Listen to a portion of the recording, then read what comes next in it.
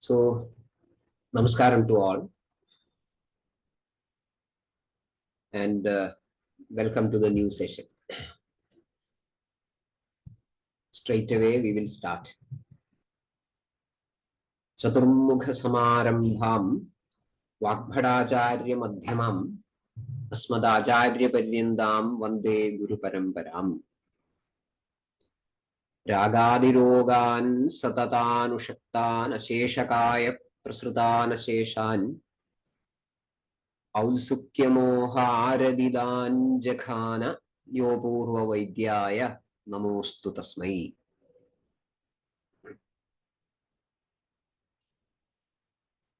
So, in our last few sessions, we were discussing about the importance of understanding Nidanam. And in last couple of sessions, we were discussing the importance of Nimitta Karanas in depth. Why we were discussing this Nimitta Karanas in detail? Because the Nimitta Karanas influence the doshas to engage in a Samprapti. That is the reason. Nimitta Karanas compel, influence strongly the doshas to engage in a Samprapti. That is why we were keen to learn more and more about Nimitta Karanas. And because of this influence, a disease is formed. And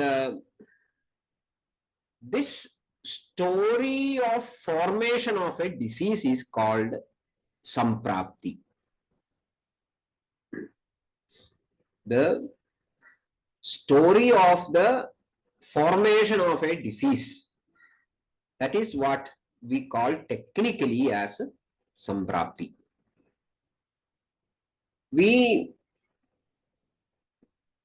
usually find the Samprapti of various diseases very beautifully narrated in the Nidanasthanas of the Samhitas, in the Uttarasthanas of Samhitas. In multiple situations, we find very beautiful,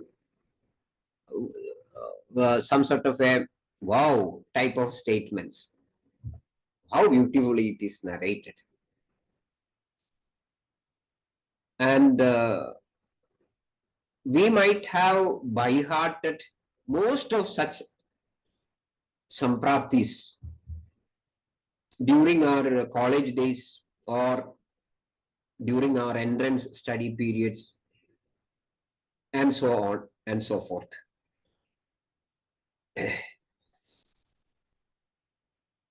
Actually, what is this Samprapti all about? What is all these descriptions meant for? How important is the knowledge of Samprapti in clinical practice? We have a Nama Jnanam of the Vikara. This is Jwaram, this is Pandu, okay. And we have a list of Aushadha Yogas which will work for sure in that sort of Vikaras. Or we might have by-hearted the Agya Sangraha. Mustaparpadagam Jware. So it is all about just matching the left side and the right side. Jwaram Mustaparpadagam. Vadasholidam Guduji. So it is just, so what is the need of this exercise of narrating the story of the disease process? Is it quite essential? Does it make any sense to invest time and effort on learning the Samprapti? Is it essential in day-to-day clinical practice? And how do we explore the Samprapti of a Vikara or a Vyadhi? These are all common questions that I can hear from the brains of the members in the group, in the room.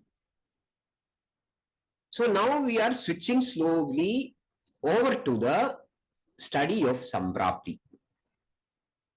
The study of Samprapti.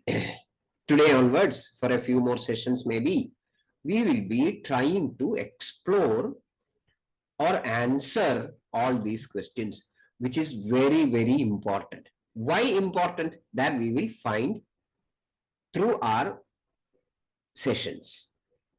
So I would request the participants to give me more attention, your ears and brains, indriyas and buddhi and manas, so that the understanding is in depth. In the textbooks, we find certain definitions or descriptions of Samprapti. What is that?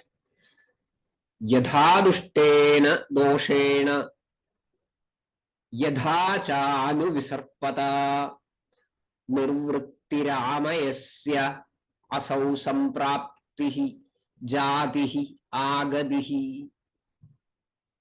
Yadhadushtena doshena yadha cha anuvisarpata nirvrittiramayasya asau sampraptihi jatihi agatihi.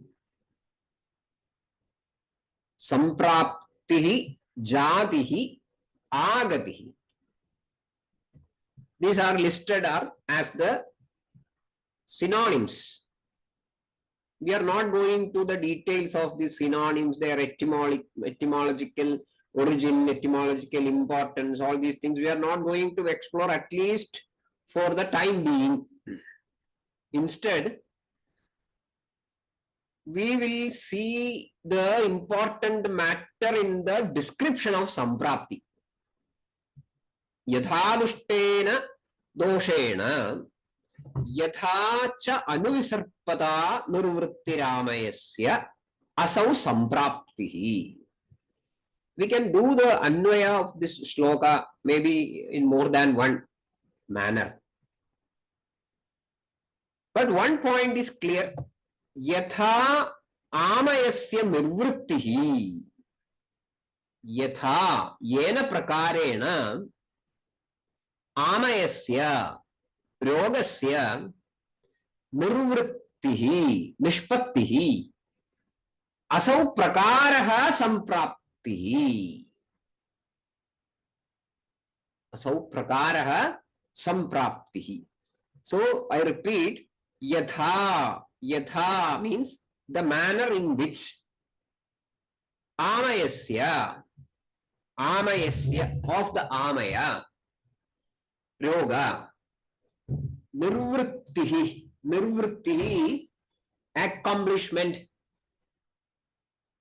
asau prakaraha, that manner sampraptihi is samprapti. So yatha amayasya nirvrittihi yena prakarena amayasya rogasya nirvrittihi nishpattihi asau prakaraha sampraptihi. The manner in which a roga is accomplished, the manner in which a roga is accomplished, that description is known as samprapti. But that looks fine But the description is not complete yet. It tells doshena. How? Doshena. So, by a dosha. Doshena, by a dosha. So, Roga is an accomplishment of a dosha. Roga is an accomplishment of a dosha. What sort of dosha? Dushtena doshena anuvisarpata cha. So, two more words specifies the dosha. Number one, dushtena, and the second, anuvisarpata. Dushtena, anuvisarpata. So, yatha dushtena, actually whether that is to be used in such a way or not, we will find later. Now, for the time being, for the sake of understanding, I am using it that way. Yatha dushtena anuvisarpata cha doshena amayasya nirvrittihi. The dosha specified by dushti and anuvisarpanam.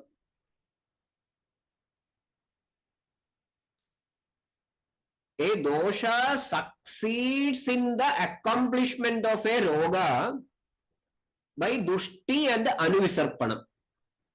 So, samprapti, I repeat, the samprapti is the detailed description of the manner in which a dosha goes through the, which has become dushta, goes through the stage or act of anuvisarpanam and succeeds in the manifestation of a vikara. Samprapti is the detailed description of the manner in which it go a dosha which has become dushta and passing through the stage of anuvisarpanam succeeds in the manifestation of a vikara. That description is what we call as samprapti. And in Ashtanga Sangraha, we find a simpler description. What is that? Sampraptihi punaha. I will read very slowly so that everybody can understand. This is all very simple Sanskrit. Sampraptihi punaha evam dushtaha doshaha. Sampraptihi punaha evam dushtaha doshaha. Tena cha evam arabdhaha vyadhihi. Looks simpler and more straightforward. Sampraptihi punaha evam dushtaha doshaha tena cha evam arabdhaha vyadhihi. So here we find it clearly that the storytelling about the samprapti of a vikara does not start after the stage of dosha dushti, but from the stage itself where the nidanas start influencing a dosha. It is not just after the dosha dushti, but it starts from that stage itself where the nidanas start influencing the doshas negatively. So, coming back to that famous definition yatha dushtena doshena. It is not yatha dushtena doshena. It is not like that, but yatha dushtena doshena. So you have to describe what? You have to describe the manner in which the dushti happened itself. The manner in which the dushti happened, that is going to be very crucial. It is not just about some way or other dushti happened and then initiated a disease process. It is not like that. You are going to explain how the dushti happened, what sort of a dushti it is, and what were the influencing factors and how did they influence, on which and what planes. So the story starts from one scene prior to the dushti. So one more chapter in the screenplay. So I repeat, or I take it into a nutshell. The idea of Samprapti needs some very basic understanding about the ways in which the three doshas operate in the body, positively as well as negatively. The way or the basic methods in which the three doshas operate in the body, that should be properly understood. You have no lateral entry. You can't start learning Samprapti with a lateral entry at one point. You have to start from the very basics. So we will try to explore. Actually, this is the very purpose of our discussions. We are going to churn the very basics so that we will get the sort of amrutam what we are expecting to have. So we will try to explore those areas as a part of learning Samprapti. Right. That is why I told in the beginning that I would request those in the room to give all your attention, all your indriyas, manas and buddhi to this short 30 minutes sessions. Don't leave it in a casual manner. Fine. Okay. So we find certain categorical statements in our textbooks. In this regard, we find certain categorical statements like dosha eva hi sarvesham roganam ega karanam. Dosha eva hi sarvesham roganam eka karanam. We have seen another eka karanam. Eka karanam karartha karmanam yogo हीनमिथ्यादि मात्रकः सम्यग्योगश्च विज्ञेयः रोगारोग्यैककारणम्. There also we found one eka karanam. So how many eka karanams can be there for a karya? And we explained all those things. Here we find dosha eva hi sarvesham roganam. It is not of just one disease or two disease, but sarvesham roganam eka karanam. Dosha eva hi sarvesham roganam eka karanam. Then sarvesham eva roganam nidanam kupita malaha. Another situation. Again, there is no any member in the family of vikaras left behind. The word used is sarvesham roganam. Sarvesham eva roganam nidanam kupitaha malaha. No member is left unattended or no member is exempted. So these are also very strong statements. And of course, I am not going to that again, because these two statements, dosha eva hi sarvesham roganam eka karanam and sarvesham eva roganam nidanam kupita malaha.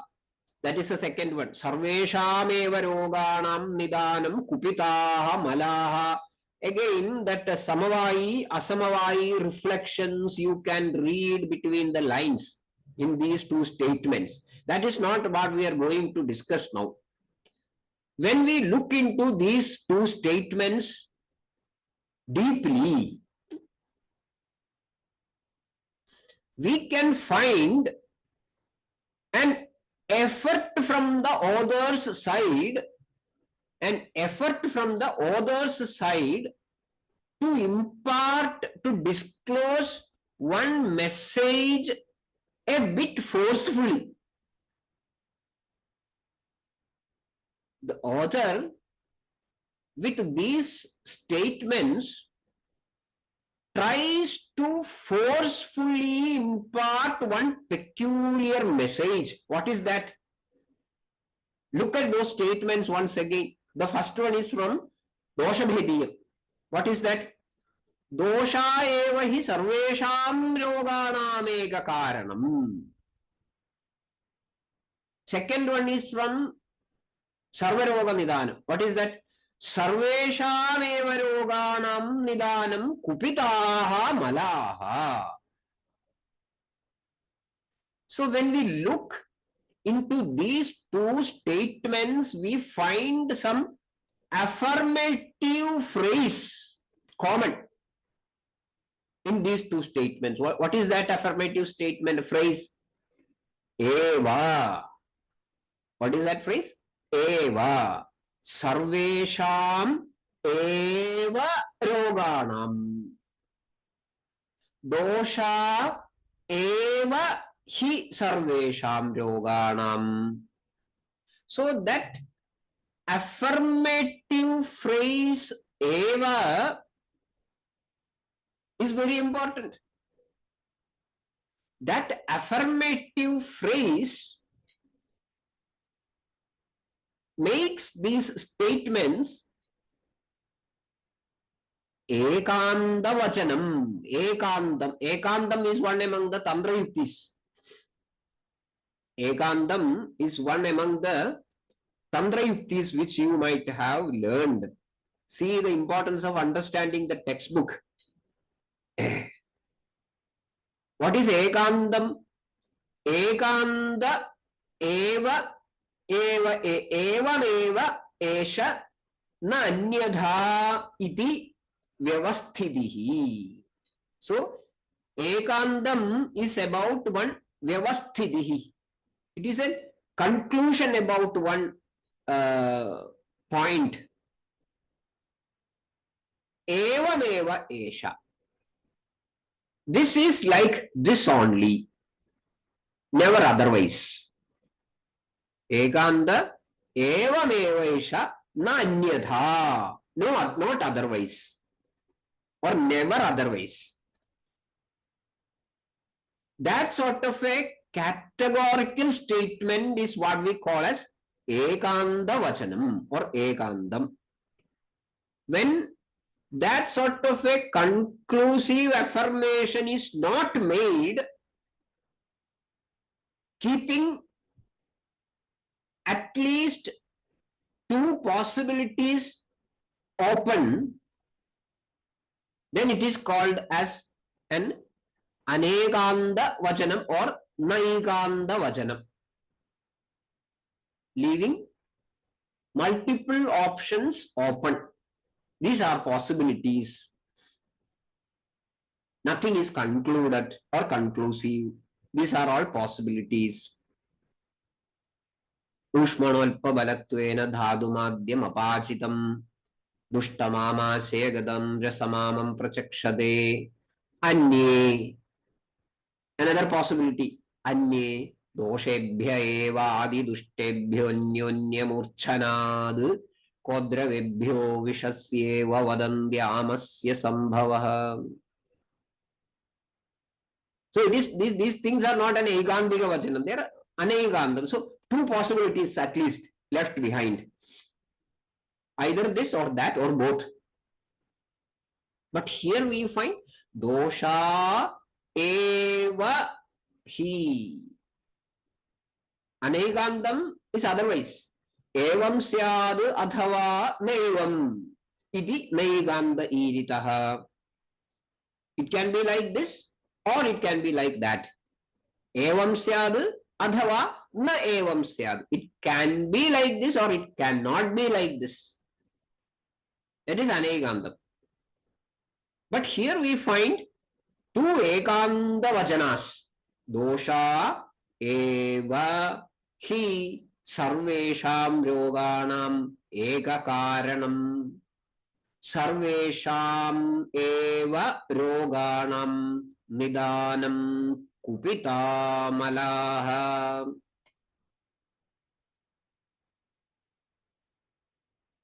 So author has some intentions. Generally, forget about Ayurveda.